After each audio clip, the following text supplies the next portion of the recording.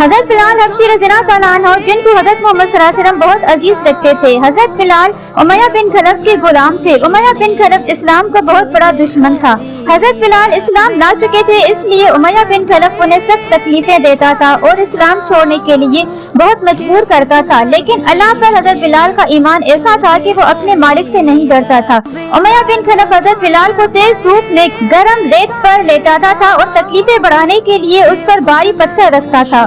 اللہ نے اس کے اس عظیم صبر کا کچھ اس طرح انعام دیا کہ حضور صلی اللہ علیہ وسلم کے حکم کے مطابق حضرت ابوبکر صدیق نے ان کو غلامی سے آزادی دلائی اور نبی کریم صلی اللہ علیہ وسلم کی مسجد کے لیے مؤذن قرار دیا گیا۔